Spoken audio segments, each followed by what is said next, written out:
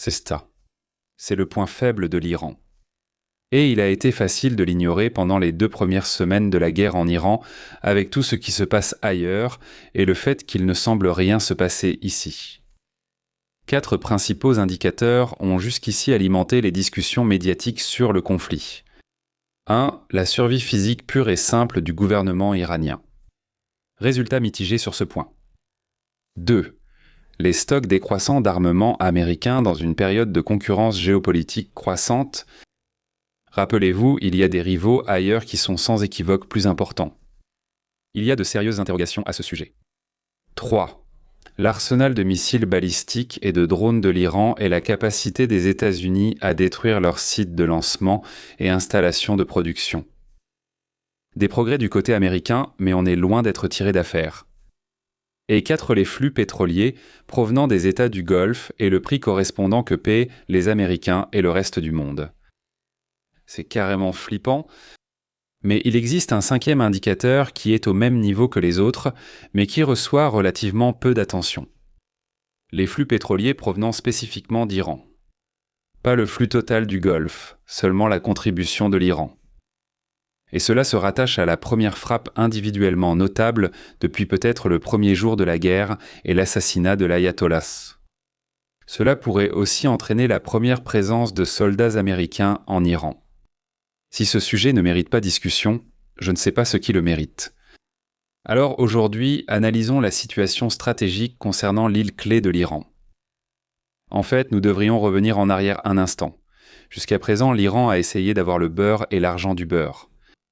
La République islamique menace de frapper les pétroliers naviguant dans le détroit d'Ormuz, le point d'étranglement par lequel transite 20% du pétrole mondial.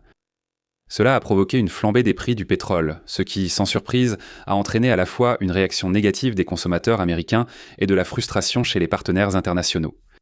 Cependant, vous vous souvenez peut-être que j'ai décrit cela comme une sorte de jeu de destruction mutuelle assuré. L'Iran a aussi besoin du détroit d'Ormuz pour exporter ses produits énergétiques. Environ 10% du pétrole iranien évite le détroit grâce à un oléoduc et un terminal construit ici pour limiter les risques liés au détroit. Mais 10% ce n'est pas beaucoup, et on pourrait soulever le même problème avec la solution équivalente des Émirats arabes unis. La fermeture du détroit est un énorme problème pour tous. Eh bien, tout comme pour l'utilisation des armes nucléaires, il y a toujours quelqu'un qui essaie de trouver un moyen de contourner le problème de la destruction mutuelle assurée. La version iranienne de cela a été de mener une danse coordonnée avec les pétroliers indiens pour leur permettre un passage libre. Un mouvement vise aussi à permettre aux pétroliers de commercer en yuan chinois pour concurrencer le pétrodollar. Si cela vous semble suivre globalement la structure des blocs géopolitiques actuels, c'est parce que c'est effectivement le cas. Jusqu'à présent, cependant, ce plan n'a rencontré qu'un succès modéré. Même autorisés, les navires doivent craindre que le personnel militaire iranien local ne suive pas les instructions et tire quand même. Cette éventualité dissuade fortement les capitaines de pétroliers préoccupés par leur sécurité. Résoudre ce problème est crucial pour l'Iran. Les exportations de pétrole représentent 30% des recettes du gouvernement et 15% de l'ensemble de l'économie du pays. Le gouvernement ne pourra pas continuer à payer les forces de sécurité si les recettes n'entrent pas. Sauf si vous imprimez de l'argent, ce qui est une très mauvaise idée pour une autre raison. Du côté civil, perdre 15% de votre économie du jour au lendemain aura des effets dominos sur tous les autres secteurs. La combinaison de citoyens au chômage et de forces de sécurité qui ne reçoivent pas leur salaire est vraiment très mauvaise pour un gouvernement. Cela a été sous-médiatisé et vous pouvez littéralement voir pourquoi maintenant. Je peux vous montrer des images visuellement frappantes des forces américaines dans la région, sans aucune référence à Wii Sports. Il n'y a pas d'image aussi visuellement frappante de ce qui pourrait être une crise économique croissante à l'intérieur de l'Iran.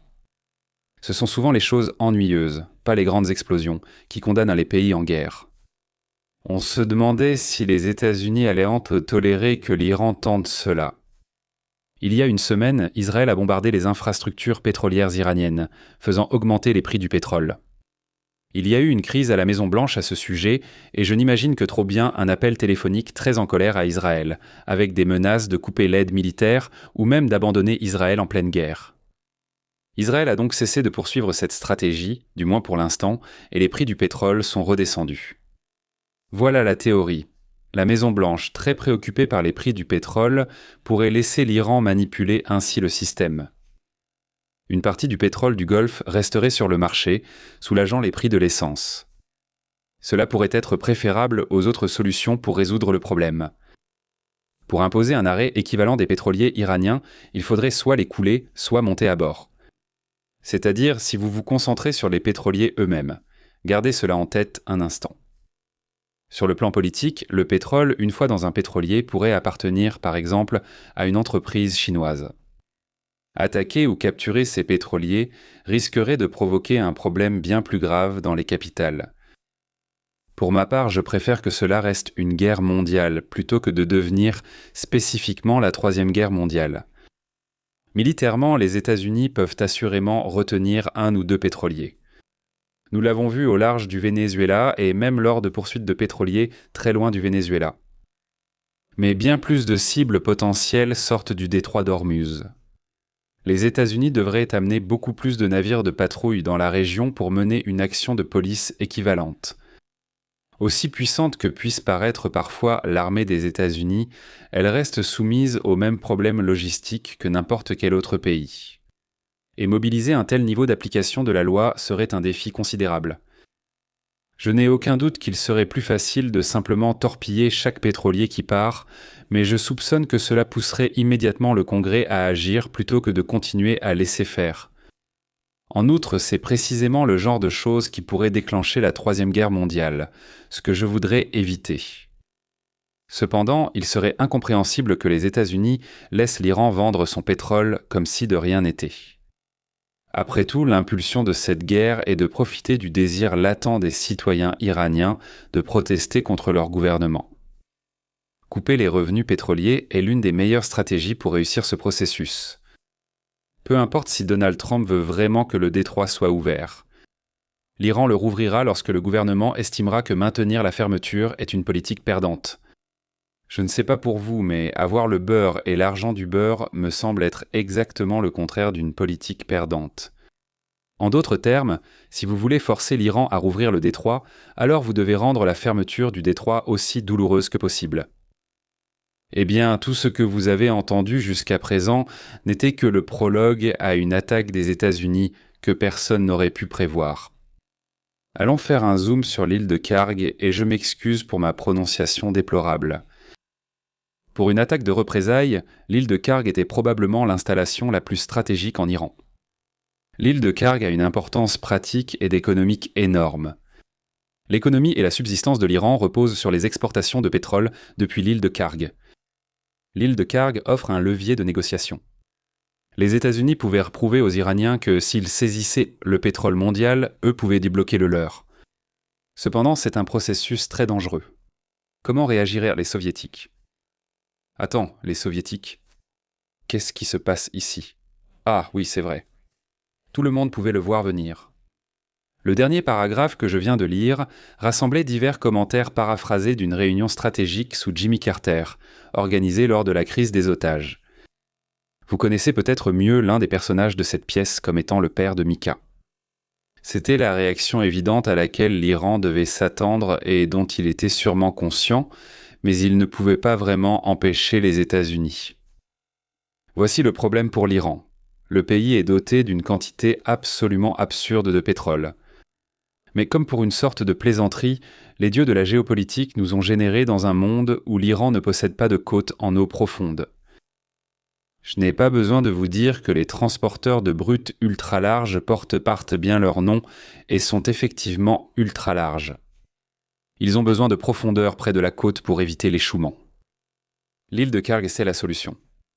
Les eaux proches sont suffisamment profondes pour accueillir les pétroliers. Ainsi, tant que vous pouvez acheminer le pétrole jusqu'à l'île, des pétroliers classiques peuvent l'emporter de là comme ils le feraient ailleurs. L'Iran résout l'étape intermédiaire grâce à d'immenses pipelines qui partent du continent, passent sous la mer et arrivent jusqu'à l'île. C'est la solution parfaite. Sauf que c'est littéralement sur une île. Ce n'est peut-être pas l'endroit le plus facile pour se réapprovisionner, et désactiver cet unique site efface 90% du pétrole iranien du marché. Pour résumer, pour arrêter les pétroliers affiliés à l'Iran, les États-Unis n'ont même pas besoin de toucher aux pétroliers. Il n'est pas nécessaire de longer toute la côte pour parsemer une tonne d'infrastructures portuaires. Il suffit simplement de dicter ce qui se passe sur l'île de Karg. Il n'est donc peut-être pas surprenant que l'Irak ait attaqué l'île de Karg pendant la guerre Iran-Irak. L'objectif était d'inciter l'Iran à fermer le détroit d'Ormuz, puisqu'il n'y avait plus de pétrole qui y passait, provoquant ainsi une intervention occidentale. Revenons à aujourd'hui, les États-Unis ont adopté une approche différente avec l'île. Rappelez-vous, tout dommage à l'infrastructure pétrolière iranienne aura des conséquences négatives sur les prix du pétrole, ce que Donald Trump veut absolument éviter.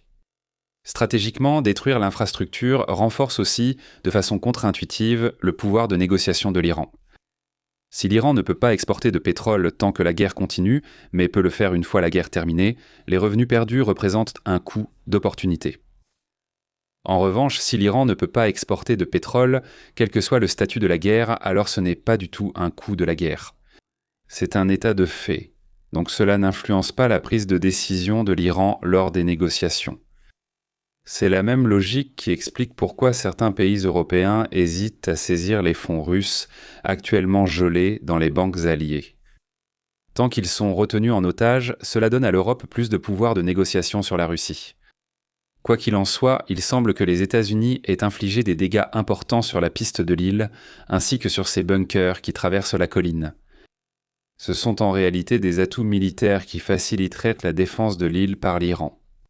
Les États-Unis n'ont pas frappé ici les dépôts de carburant plus au sud, ni les zones de chargement offshore visibles sur cette photo de l'époque du Shah. C'est vraiment une situation à la vénézuélienne, où maintenant c'est Trump qui veut le beurre et l'argent du beurre, en essayant d'être perturbateur sur le plan militaire, mais sans perturber le commerce mondial. Eh bien, il y a beaucoup d'ironie dans cette déclaration.